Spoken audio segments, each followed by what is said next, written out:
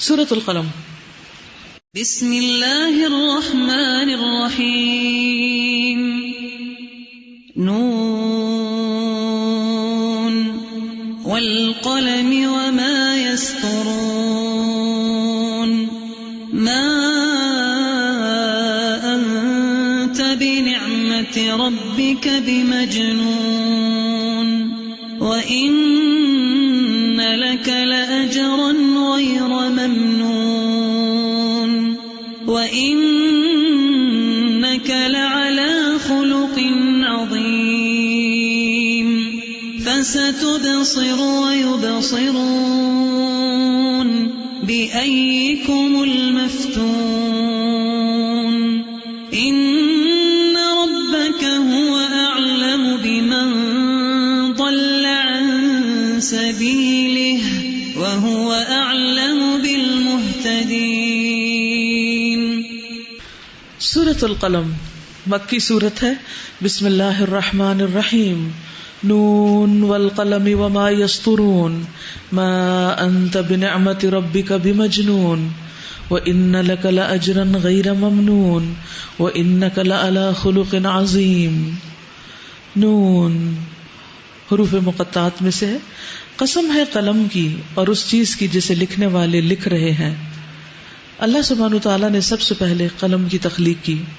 عبادہ بن صامت نے اپنے بیٹے سے کہا کہ میں نے رسول اللہ صلی اللہ علیہ وسلم کو فرماتے ہوئے سنا ہے کہ سب سے پہلی چیز جو اللہ تعالیٰ نے پیدا کی وہ قلم تھی۔ کس کس کو قلم سے محبت ہے اور کون قلم سے کچھ لکھنا نہیں چاہتا؟ اللہ کیا مصیبت۔ تو قلم سے محبت کیجیے کیونکہ اللہ سبحانہ وتعالیٰ نے اس کو بنایا ہے۔ تو سب سے پہلی چیز جو اللہ تعالیٰ نے پیدا کی وہ قلم تھی۔ پھر اس سے فرمایا کہ لکھو، یعنی لکھنے والا ابھی کوئی نہیں ہو رہا تھا انسان، قلم کو ہی حکم دیا کہ لکھو۔ اس نے کہا اے میرے رب کیا لکھوں؟ اللہ تعالیٰ نے فرمایا قیامت تک ہونے والی تمام چیزوں کی تقدیر لکھو۔ اے میرے بیٹے بے شک میں نے رسول اللہ صلی اللہ علیہ وسلم سے سنا ہے کہ جو شخص اس کے سوا کسی اور عقیدے پر مر گیا وہ مجھ سے نہیں، یعنی تقدیر پر ایمان لانا ایمان کا ایک بنیادی حصہ ہے۔ دراصل تقدیر ہے کیا؟ اللہ تعالیٰ کا علم ہے۔ سوال ہی پیدا ہوتا ہے کہ اللہ تعالیٰ جس نے پیدا کیا اس کو علم نہیں ہونا چاہیے؟ ہونا چاہیے نا۔ اور اگر اس کو پتہ ہی نہ اس نے پیدا کیا اور کس شکل اور کس رنگ اور کس ڈیزائن کا پیدا کیا اور کس چیز کو کہاں رکھنا ہے اور پھر کون سی چیز کب کس زمانے میں آئے گی، یہ سارا اس کا علم ہے۔ تو الا یعلم من خلق وہو اللطیف الخبیر، کہ وہی نہیں جانے گا جس نے پیدا کیا۔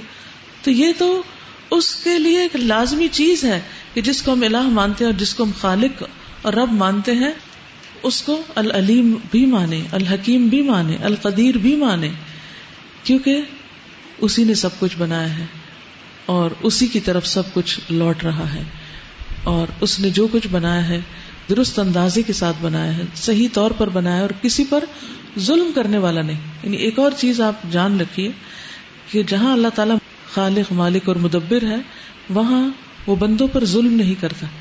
تو اس لیے کوئی یہ نہیں الزام دے سکتا کہ اللہ نے میری تقدیر میں لکھ دیا ہے کہ میں نماز نہ پڑھوں یا میں کوئی اچھے کام نہ کروں۔ یہ دراصل ہمارے اپنے بہانے ہیں، اور اللہ کو پہلے سے ہی پتا تھا کہ کون شخص میرا حکم سنتے ہی کھڑا ہو جائے گا اور کون مانے گا نہیں۔ جیسے آپ کو اپنے بچوں کے بارے میں پتا ہوتا ہے کہ یہ بات میں جب کہوں گی تو کس کا ری ایکشن کیا ہوگا، تو ہمارے چھوٹے سے تجربے کی بنا پر ہمیں پتا ہوتا ہے کہ مختلف لوگوں کے ری ایکشنز کیا ہونے والے۔ تو کیا اللہ سبحانہ و تعالیٰ جس نے سب کو ہی پیدا کیا اور ان کی سب ضرورت کی چیزیں بھی پیدا کی اس کو نہیں پتا ہوگا؟ اگر اس کو پتا نہ ہو تو پھر یہ نظام چل ہی نہیں سکتا۔ ما انت بنعمت ربک بمجنون، تم اپنے رب کے فضل سے مجنون نہیں ہو، اور یقیناً تمہارے لیے ایسا اجر ہے جس کا سلسلہ کبھی ختم ہونے والا نہیں، یعنی محمد صلی اللہ علیہ وسلم کے لیے خوشخبری ہے۔ کیا وجہ تھی کہ آپ کے لیے اتنا اجر جو ختم نہ ہو؟ کیونکہ آپ اخلاق کے بہت بڑے مرتبے پر فائز تھے۔ حقیقت یہ ہے کہ جن کا اخلاق اچھا ہوتا ہے، جن کے معاملات اچھے ہوتے ہیں، جن کی گفتگو اچھی ہوتی ہے، وہ دنیا اور آخرت کی بھلائیاں لوٹ لے جاتے ہیں، وہ لوگوں کے دلوں میں گھر کر جاتے ہیں، اور جو لوگ خود غرض ہوتے ہیں اور چھوٹی چھوٹی باتوں کو مائنڈ کر کے بڑے بڑے انتقام پر اتر آتے ہیں. وہ دنیا کی خیر سے بھی محروم ہوتے ہیں اور آخرت کی خیر سے بھی. وَإِنَّكَ لَعَلَىٰ خُلُقٍ عَظِيمٍ. اور بے شک تم اخلاق کے بڑے مرتبے پر فائز ہو. اور آپ کا اخلاق کیا تھا؟ حضرت عائشہ کہتی کان خلقہ القرآن. ہمیں بھی سوچنا چاہیے کہ کیا ہمارا اخلاق بھی قرآن ہے. اللہ ہم سب کو بہترین اخلاق عطا کر دے تاکہ ہمارے ارد گرد رہنے والے لوگوں کی زندگیاں حرام نہ ہو. کیونکہ جب کوئی انسان بد اخلاق ہوتا ہے تو صرف وہ خود سفر نہیں کر رہا ہوتا، اس کے متعلقین، اس کے لواحقین، وہ سب بھی سخت متاثر ہوتے ہیں اور ان کے لیے زندگی بہت دوبھر ہو جاتی، کٹھن ہو جاتی، دکھی ہو جاتی ہے، خوشیوں سے خالی ہو جاتی ہے. کیونکہ ہر انسان ہر وقت اپنے متعلقین کو یا خوش کر رہا ہوتا ہے یا پھر ان کے ساتھ برا سلوک کر رہا ہوتا ہے. ہمیں سوچنا چاہیے کہ ہماری زندگی کا امپیکٹ ہمارے آس پاس کے لوگوں پر کیا ہے، ہم کیا آثار چھوڑ رہے ہیں. کیونکہ انسانوں کے مرنے کے بعد صرف ان کی نیکیاں ہی یاد رہ جاتی ہیں یا پھر ان کے دیے ہوئے دکھ یاد رہتے ہیں. یہ دو چیزیں ایسی ہیں جو نہیں بھولتی. انسان بھول جاتے ہیں، نیکیاں اور دکھ نہیں بھولتے. تو اس لیے لوگوں کے ساتھ بھی نیکی اور بھلائی کرنے والے بنے اور ان کو دکھ دینے والے نہ ہوں. فَسَتُبْصِرُ وَيُبْصِرُونَ بِأَيِّكُمُ الْمَفْتُونُ إِنَّ رَبَّكَ هُوَ أَعْلَمُ بِمَنْ ضَلَّ عَنْ سَبِيلِهِ وَهُوَ أَعْلَمُ بِالْمُهْتَدِينَ. ان قریب تم بھی دیکھو گے اور وہ بھی دیکھ لیں گے کہ تم میں سے کون جنون میں مبتلا ہے. تمہارا رب ان لوگوں کو بھی خوب جانتا ہے جو اس کی راہ سے بھٹکے ہوئے ہیں، اور وہی ان کو بھی اچھی طرح جانتا ہے جو راہ راست پر ہیں. لہٰذا تم ان جھٹلانے والوں کے دباؤ میں ہرگز نہ آؤ. یہ تو چاہتے ہیں کہ کچھ تم مداحنت کرو تو یہ بھی مداحنت کریں. ہرگز نہ دبو کسی ایسے شخص سے جو بہت قسمیں کھانے والا ہے، بے وقت آدمی ہے، تانے دیتا ہے، چگلیاں کھاتا پھرتا ہے، بھلائی سے روکتا ہے، ظلم اور زیادتی میں حد سے گزر جانے والا ہے، سخت بدعمال ہے، جفاکار ہے، اور ان سب عیوب کے ساتھ ساتھ بد اصل بھی ہے، اس بنا پر کہ وہ بہت مال اور اولاد رکھتا ہے. یعنی ایک طرف ہمارے حبیب محمد صلی اللہ علیہ وسلم کا کردار ہے اور دوسری طرف آپ کے مخالفین کا کردار ہے.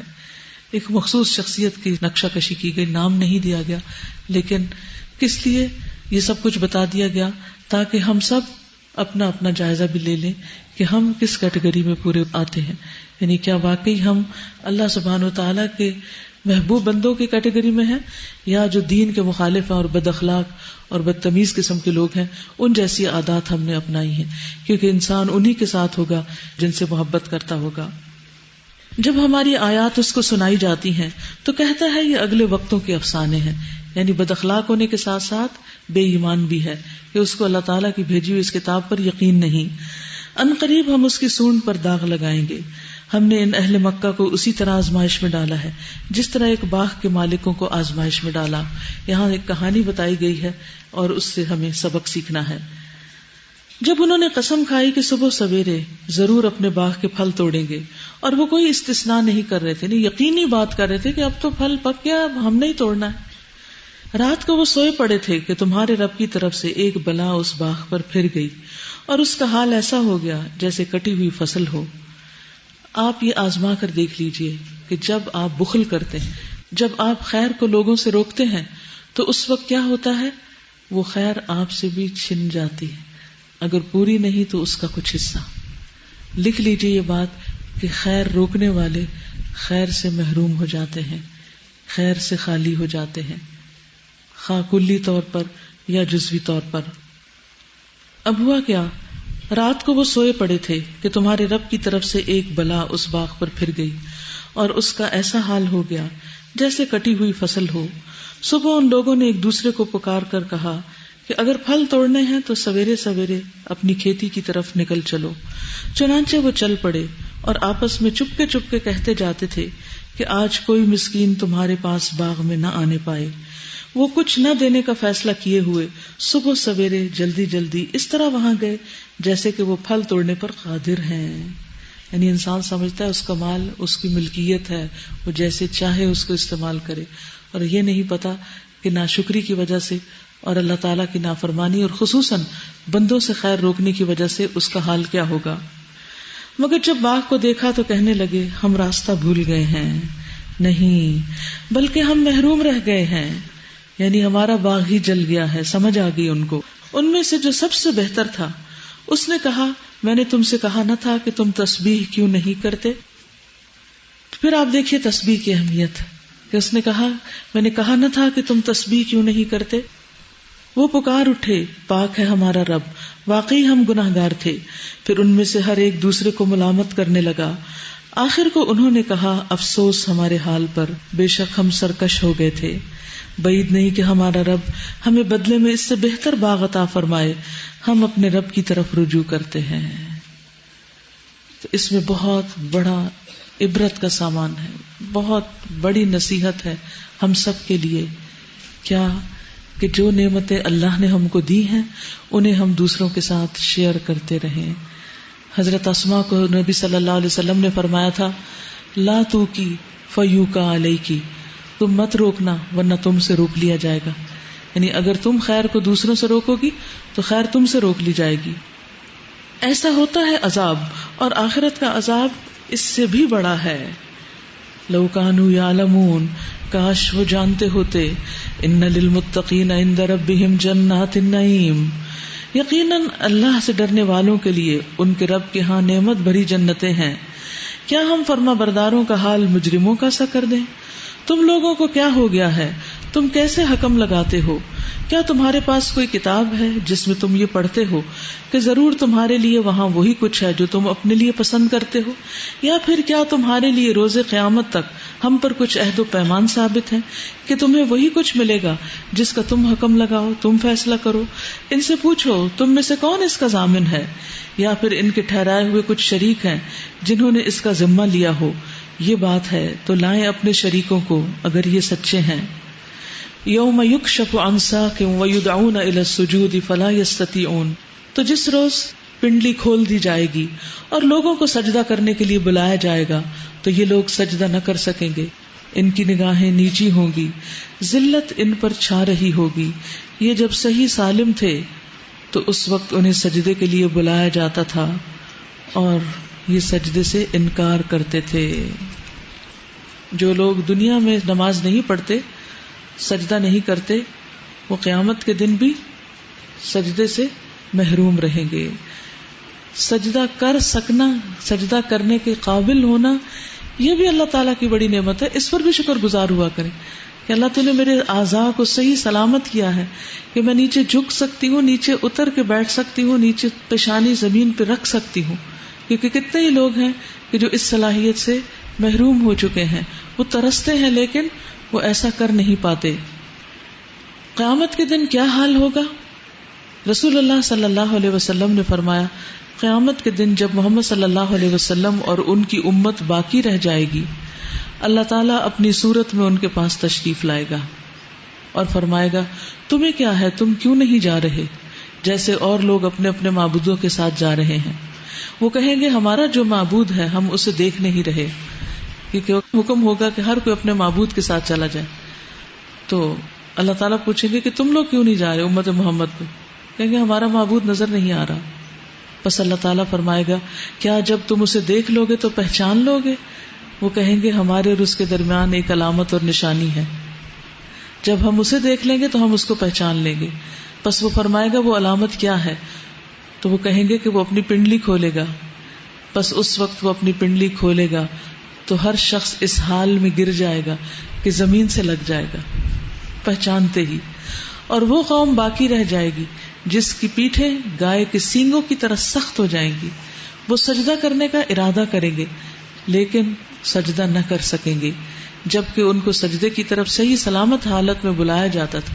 یعنی دنیا میں جب صحیح سلامت حالت میں ان کو بلایا جاتا تھا تو وہ سجدہ نہیں کرتے تھے. تو جو شخص بھی نماز نہ پڑھتا ہو اس کو یہ حدیث سنا دینی چاہیے، کیونکہ وہ دن پھر بہت شرمندگی کا دن ہوگا. یعنی آپ دیکھیے کہ اگر سب لوگ ایک کام کر رہے ہیں اور ایک شخص بیچ میں آڈ سا کوئی کھڑا ہو تو اس کو کتنی شرمندگی ہوتی ہے. بہت ان کو آڈ فیلنگ بھی ہوگی، اور اس کے علاوہ وہ جو کمر کی اکڑان ہے وہی ان کو پریشان کر دے گی. ایک اور روایت میں آتا ہے کہ ہر منافق باقی رہ جائے گا، پس وہ سجدہ کرنے کی طاقت نہ رکھے گا. اسی طرح جو لوگ دکھاوے کے سجدے کرتے ہیں، دکھاوے کی نمازیں پڑھتے ہیں، جب کوئی آ جائے تو زیادہ اچھی نماز پڑھنے لگ جاتے ہیں، وہ بھی سجدہ نہ کر سکیں گے. نبی صلی اللہ علیہ وسلم نے فرمایا ہمارا رب قیامت کے دن اپنی پنڈلی کھولے گا، اس وقت ہر مومن مرد اور عورت اس کے لیے سجدے میں گر پڑیں گے، صرف وہ باقی رہ جائیں گے جو دنیا میں دکھاوے اور ناموری کے لیے سجدے کرتے تھے۔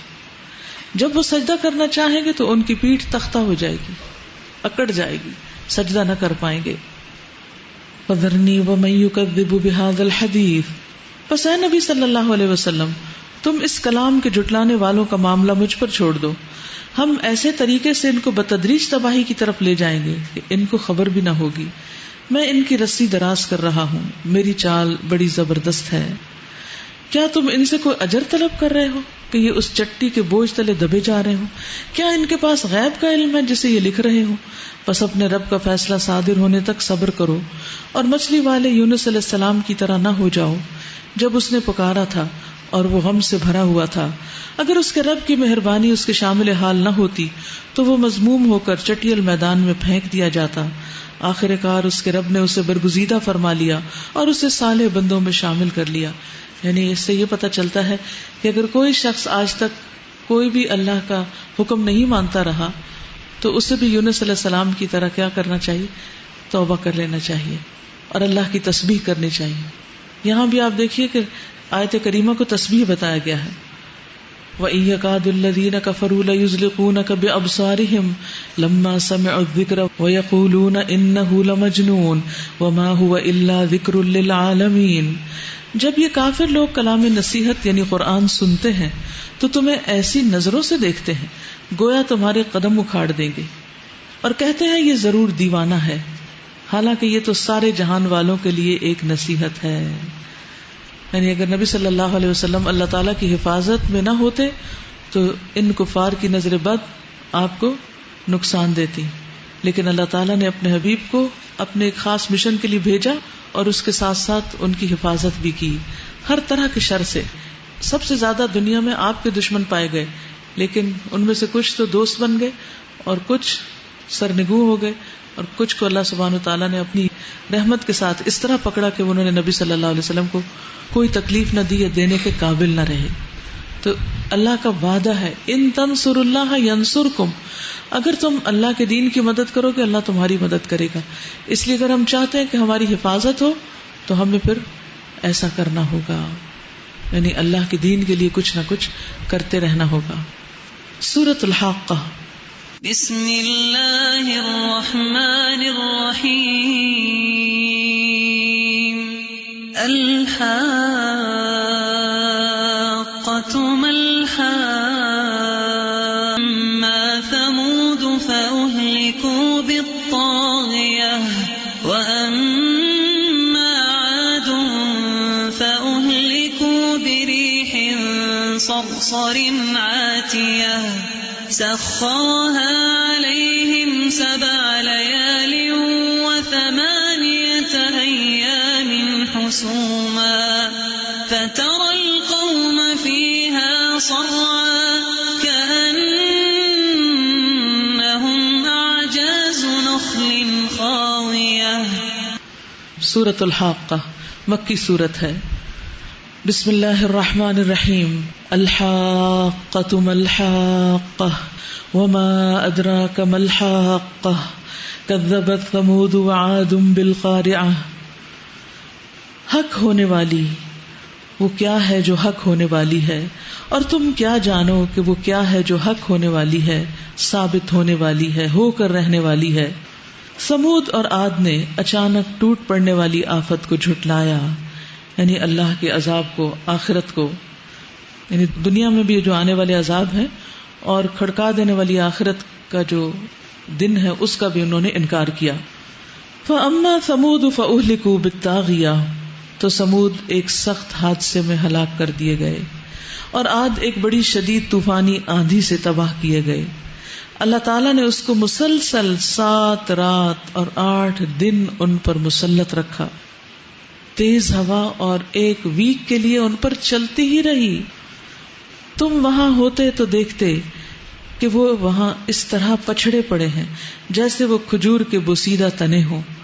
اب کیا ان میں سے کوئی تمہیں باقی بچا نظر آتا ہے؟ ان کی تو نسلیں ہی مٹ گئیں۔ اور اسی خطائے عظیم کا ارتکاب فرعون اور اس سے پہلے کے لوگوں نے اور تلپٹ ہو جانے والی بستیوں نے کیا. ان سب نے اپنے رب کے رسول کی بات نہ مانی تو اس نے ان کو بڑی سختی کے ساتھ پکڑا.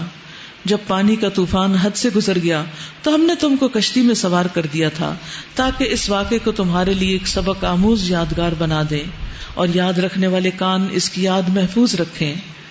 پھر جب ایک دفعہ سور میں پھونک مار دی جائے گی اور زمین اور پہاڑوں کو اٹھا کر ایک ہی چوٹ میں ریزہ ریزہ کر دیا جائے گا، اس روز وہ ہونے والا واقعہ پیش آ جائے گا، یعنی قیامت آ جائے گی.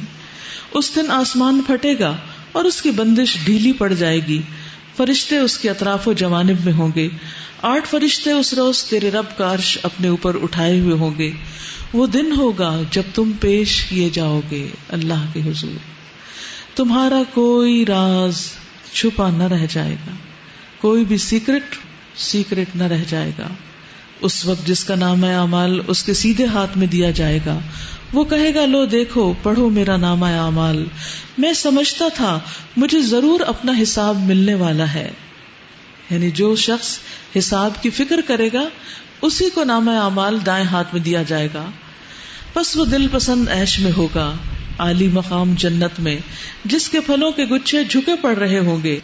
ایسے لوگوں سے کہا جائے گا مزے سے کھاؤ اور پیو ان اعمال کے بدلے میں جو تم گزرے ہوئے دنوں میں کرتے رہے ہو. تو پھر وہاں پر فائدہ کیا چیز دے گی؟ یوم لا ينفع مال ولا بنون الا من اتى الله بقلب سلیم. المال والبنون زینۃ الحیات الدنیا والباقیات الصالحات خیر عند ربک ثوابا وخیر عملا. تو عمل سے زندگی بنتی ہے، جنت بھی جہنم بھی. اور جس کا نامہ اعمال اس کے بائیں ہاتھ میں دیا جائے گا، وہ کہے گا کاش میرا نامہ اعمال مجھے نہ دیا گیا ہوتا اور میں نہ جانتا کہ میرا حساب کیا ہے. کاش میری وہی موت جو دنیا میں آئی تھی فیصلہ کن ہوتی، یعنی مجھے دوبارہ زندہ نہ ہونا پڑتا. ما اغنى عني مالية هلك عني سلطانية خذوه فغلوه ثم الجحيم صلوه ثم في سلسلة ذرعها 70 ذراعا فاسلكوه. آج میرا مال میرے کچھ کام نہ آیا، میرا سارا اقتدار ختم ہو گیا. حکم ہوگا پکڑو اسے اور اس کی گردن میں توق ڈال دو، پھر اسے جہنم میں جھونک دو، پھر اس کو 70 ہاتھ لمبی زنجیر میں جکڑ دو. یہ نہ اللہ بزرگ و برتر پر ایمان لاتا تھا اور نہ مسکین کو کھانا کھلانے کی ترغیب دیتا تھا. لہذا آج نہ یہاں اس کا کوئی یار غمخار ہے اور نہ زخموں کے دھون کے سوا اس کے لیے کوئی کھانا ہے جسے خطا کاروں کے سوا کوئی نہیں کھاتا. بس نہیں، میں قسم کھاتا ہوں ان چیزوں کی بھی جو تم دیکھتے ہو اور ان کی بھی جنہیں تم نہیں دیکھتے. یہاں یہ جو اہل جہنم کا عذاب بتایا گیا نا، بڑا ہی غلیظ قسم کا اور بھیانک قسم کا ہے. ابن عباس کہتے ہیں کہ جہنم میں پیپ اور خون کی وادیاں بہ رہی ہیں، یعنی جہنم والے جسم جل جل کے موٹے ہو جائیں اور ان سے پانی رس رس کے، اور پانی کے ساتھ خون اور پیپ بھی رسے گی اور اس سے ندیاں بہ پڑیں گی، اور ان وادیوں سے پھر وہ لوگ پانی پیئیں گے، یہ گند پیئیں گے جو جہنم میں جائیں گے. ظاہر ہے کہ جن کے اخلاق دنیا میں گندے ہیں اور جن کے عقیدے میں شرک کی گندگی ہے، ان کا انجام پھر یہی ہے جو اللہ تعالیٰ نے بتایا ہے ہمیں. پس نہیں، میں قسم کھاتا ہوں ان چیزوں کی بھی جو تم دیکھتے ہو اور ان کی بھی جنہیں تم نہیں دیکھتے. یہ ایک رسول کریم کا قول ہے، کسی شاعر کا قول نہیں. تم لوگ کم ہی ایمان لاتے ہو، اور نہ یہ کسی کاہن کا قول ہے، تم لوگ کم ہی غور کرتے ہو. یہ رب العالمین کی طرف سے نازل ہوا ہے. اور اگر نبی صلی اللہ علیہ وسلم نے خود گھڑ کر کوئی بات ہماری طرف منسوب کی ہوتی تو ہم اس کا دایاں ہاتھ پکڑ لیتے اور اس کی رگے گردن کاٹ ڈالتے. پھر تم میں سے کوئی ہمیں اس کام سے روکنے والا نہ ہوتا. کس کے لیے کہا جا رہا ہے؟ اللہ کے رسول کے لیے، کہ اگر وہ اللہ پہ جھوٹ باندھتے تو ان کے ساتھ ہم یہ معاملہ کرتے. تو ہم سب کو اس سے سخت پرہیز کرنا چاہیے اور توبہ کرنی چاہیے کہ کوئی جھوٹی بات اللہ کے ذمہ لگائیں. در حقیقت پرہیزگار لوگوں کے لیے یہ ایک نصیحت ہے، اور ہم جانتے ہیں کہ تم میں سے کچھ لوگ جھٹلانے والے ہیں. ایسے کافروں کے لیے یہ موجب حسرت ہے اور یہ بالکل یقینی حق ہے. پس اے نبی صلی اللہ علیہ وسلم اپنے رب عظیم کے نام کی تسبیح کرو. فسبح بسم ربک العظیم، سبحان ربی العظیم. سورۃ المعارج مکی سورت ہے. بسم اللہ الرحمن الرحیم. سأل سائل بعذاب واقع للکافرین لیس له دافع من اللہ ذی المعارج. مانگنے والے نے عذاب مانگا ہے، کچھ اور مانگتا، خیر مانگتا، لیکن اس نے عذاب مانگا. وہ عذاب جو ضرور واقع ہونے والا ہے، کافروں کے لیے اسے کوئی دفع کرنے والا نہیں. اس اللہ کی طرف سے جو عروج کے زینوں کا مالک ہے یا بلندیوں کا مالک ہے، درجات والا ہے. ملائکہ اور روح اس کے حضور چڑھ کر جاتے ہیں ایک ایسے دن میں جس کی مقدار 50,000 سال ہے، یعنی انسانوں کی گنتی کے مطابق اتنا فاصلہ ہے. اللہ سبحانہ وتعالی ان کا عرش پانی پر ہے، اور وہاں پر ہوتے ہوئے بھی اللہ تعالی سے کسی انسان کا کوئی بھی عمل مخفی نہیں ہے. تو اللہ سبحانہ وتعالی نبی صلی اللہ علیہ وسلم کو تسلی دے رہے ہیں کہ آپ کے دشمن آپ کے حق پر ہونے کے باوجود جو آپ کو جھٹلا رہے ہیں، تو اس سے یہ آپ کا کچھ بھی بگاڑ نہیں سکتے. آپ فی الحال صبر سے کام لیں. یہ اس میں ہم سب کے لیے ایک بہت بڑا سبق ہے. انڈر لائن کیجیے اس کو، فاصبر صبرا جمیلا. بہت دفعہ ایسا ہوتا ہے کہ کسی سے ہمیں کوئی تکلیف پہنچتی ہے، ہم ہرٹ ہوتے ہیں، اور پھر ہم اس کی بات دنیا بھر میں پھیلانا شروع کر دیتے ہیں، غیبت، چغلی، جو بھی بن پڑے کرتے چلے جاتے ہیں. نبی صلی اللہ علیہ وسلم اگر یہی کردار اختیار کرتے جو ابو جہل کا تھا یا امیہ بن خلف کا تھا، یا جس کا کردار ہمیں سورۃ القلم میں بتایا گیا ہے کہ وہ سب سے بدترین اور شریر انسان تھا اور چغلی کرنے والا اور بدکار، تو پھر ہم میں اور ان میں فرق کیا رہ جاتا ہے؟ ہر ایسے موقع پر اپنا جائزہ لیا کرے جب کوئی آپ کو ہرٹ کرے، جب کوئی آپ کو تکلیف دے، کہ آپ نے اب اس تکلیف کا ذکر کہاں کرنا اور کہاں نہیں کرنا. کیونکہ ایک بات ایک جگہ سے اٹھا کے دوسری جگہ پہنچانا یہ ناپسندیدہ چیز ہے. اور خصوصاً اگر لوگوں کو ایک دوسرے سے بدگمان کرنے کے لیے، دوستوں میں پھوٹ ڈالنے کے لیے ہو، آپس میں لڑانے کے لیے ہو، یہ تو اور بھی زیادہ بری چیز ہے. نبی صلی اللہ علیہ وسلم نے فرمایا، کیا تم جانتے ہو کہ عزا کیا ہے؟ صحابہ نے عرض کیا، اللہ اور اس کے رسول جانتے ہیں. آپ نے فرمایا، ایک بات کو دوسری جگہ پہنچانا. کان کھول کے سن لیں سب. ایک بات کو دوسری جگہ پہنچانا، اس کی بات اس کو، اس کی بات اس کو، تاکہ لوگوں میں فساد برپا ہو جائے، آپس میں وہ لڑ پڑے. نبی صلی اللہ علیہ وسلم نے فرمایا، اللہ کے بہترین بندے وہ ہوتے ہیں کہ انہیں دیکھ کر اللہ یاد آ جائے، انہیں دیکھ کر اللہ یاد آئے، نہ کہ ہرٹ فل باتیں یاد آئیں. اور اللہ کے بدترین بندے وہ ہوتے ہیں جو چغل خوری کرتے ہیں، دوستوں کے درمیان تفریق پیدا کرتے ہیں، باغی، بیزار اور متعنت، سرکش قسم کے لوگ. اور قیامت کے دن بدترین انسان وہ ہوگا جس کے شر سے ڈرتے ہوئے لوگ اس سے ملنا پسند نہ کریں، کہ اس سے ملو گے تو پھر یہ کوئی ایسی بات مجھے سنائے گا کہ پھر مجھے تکلیف پہنچے گی، تو بہتر ہے اس سے کنارہ کشی کی جائے. تو ہمیں بیسیکلی انسانوں سے محبت کرنا سکھایا گیا ہے، نفرت کرنا نہیں. ہاں، ان سے محبت تو بہت آسان ہوتی ہے جو ہمارے لیے کیئرنگ اور لونگ ہوتے، لیکن ان سے محبت کرنا مشکل ہوتی ہے جو ہمیں کچھ بھی نہیں دے سکتے. تو جو ہمیں کچھ نہ دے سکے اسے بھی کچھ دیں. مثلاً کون نہیں دے سکتا؟ مساکین وغیرہ جو کسی بھی اعتبار سے ضرورت مند ہوں، خود وہ آپ کو کیا دیں گے؟ تو ابو ذر سے روایت ہے کہ حضور صلی اللہ علیہ وسلم نے، میرے خلیل نے مجھے چند باتوں کی نصیحت کی، اور اس نے مجھے نصیحت کی کہ میں مساکین سے محبت کروں اور ان سے قریب رہوں. تو انسان بعض اوقات ایسے لوگوں کے قریب ہوتا ہے جو اس کو کچھ دیتے ہیں، اور ان کو بھول جاتا ہے جو اسے کچھ نہیں دے سکتے. تو ہمیں ان کو بھی اپنے قریب رکھنا ہے جو ہمیں کچھ نہیں دے سکتے، کیونکہ جب ہم اللہ کی خاطر لوگوں سے محبت کریں گے تو اللہ سبحانہ وتعالی خود ہماری بہت سی ضروریات کا خیال رکھیں گے. اور ایسے موقع پر جب ہم دوسرے کے ساتھ احسان کر رہے ہیں اور وہ ہمارے ساتھ برا کر رہا ہو تو پھر کیا کریں؟ فاصبر صبرا جمیلا. اور اس کے لیے کیا کریں؟ نمبر 1، جس نے برا بھلا کہا اس کو تو معاف کر دیں، اگنور کریں اس کی زیادتی کو. اور دوسرے، اللہ کے آگے خوب فریادیں کریں، انما اشکو بثی وحزنی الی اللہ. اور اللہ سے بڑھ کر آپ کے دل کے حال کون جانتا ہے، اور ان کو خوشی میں کون بدل سکتا ہے. اس لیے فوراً اللہ سبحانہ وتعالیٰ کی طرف رجوع. انہم یرونہ بعیدا، یہ لوگ اسے دور سمجھتے ہیں اور ہم اسے قریب دیکھ رہے ہیں، یعنی قیامت کو. ویسے وہ حقیقت ہے کہ قیامت قریب ہے، اور ہر انسان جب مر جائے تو اس کی قیامت تو آ ہی گئی.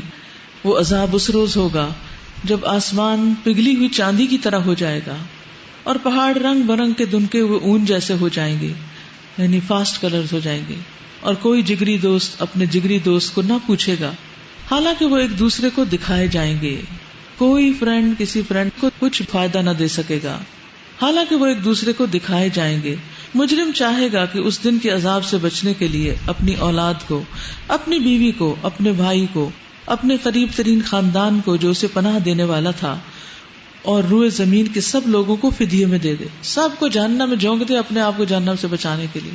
اتنا خود غرض ہو جائے گا انسان، اور اتنا اس دن ڈرا ہوا ہوگا، اور یہ تدبیر اسے ہرگز نجات نہ دلائے گی، یعنی ایسا کرنے سے اس کو فائدہ نہیں پہنچے گا۔ اللہ تعالیٰ نے دنیا میں ہم سے بہت ہلکی چیزوں کا مطالبہ کیا، ہم تو وہ بھی نہیں دے پاتے، تو ساری دنیا کہاں سے دیں گے؟ ہرگز نہیں، وہ تو بھڑکتی ہوئی آگ کی لپٹ ہوگی جو گوشت پوست کو چاٹ جائے گی، پکار پکار کر اپنی طرف بلائے گی ہر اس شخص کو جس نے حق سے منہ موڑا، پیٹ پھیری اور مال جمع کیا اور سینت سینت کر رکھا۔ ان الانسان خلق ہلوعا، بے شک انسان تھوڑ دلا پیدا کیا گیا ہے۔ اذا مسہ الشر جزوعا، جب مصیبت آتی ہے تو گھبرا اٹھتا ہے، جزع فزع کرتا ہے۔ وَإِذَا مَسَّهُ الْخَيْرُ مَنُوعًا، اور جب خیر خوشحالی پہنچتی ہے تو روکنے والا بن جاتا ہے۔ إِلَّا الْمُصَلِّينَ، مگر نمازیوں کے، نمازیوں کے سوا سب اس مشکل میں گرفتار ہے۔ الَّذِينَ هُمْ عَلَى صَلَاتِهِمْ دَائِمُونَ، وہ جو اپنی نمازوں میں دوام اختیار کرتے ہیں، کنسسٹنسی، کنٹینیوٹی کے ساتھ کام کرتے ہیں۔ نبی صلی اللہ علیہ وسلم نے فرمایا، وہی عمل اختیار کرو جس کی تم میں طاقت ہو، کیونکہ اللہ تعالیٰ ثواب دینے سے نہیں تھکتا، یہاں تک کہ تم خود ہی اکتا جاؤ، تم نہ تھک جاؤ۔ نبی صلی اللہ علیہ وسلم اس نماز کو سب سے زیادہ پسند فرماتے تھے جس پر ہمیشگی اختیار کی جائے، خواہ کم ہی کیوں نہ ہو، 2 نفل ہی چاشت کے کیوں نہ ہو۔ جب آپ صلی اللہ علیہ وسلم کوئی نماز شروع کرتے تو اسے ہمیشہ پڑھتے، ایسے نہیں کہ کبھی تہجد پڑھ لیا، کبھی چاشت پڑھ لی، کبھی چراغ پڑھ لیا، کبھی کچھ، یعنی وہ اس میں مداومت اختیار کرتے تھے، ان کے اندر استقامت تھی۔ تو یہ جو استقامت والے لوگ ہیں یہ اس خرابی سے بچے ہوئے ہیں جس کا پیچھے ذکر کیا گیا ہے۔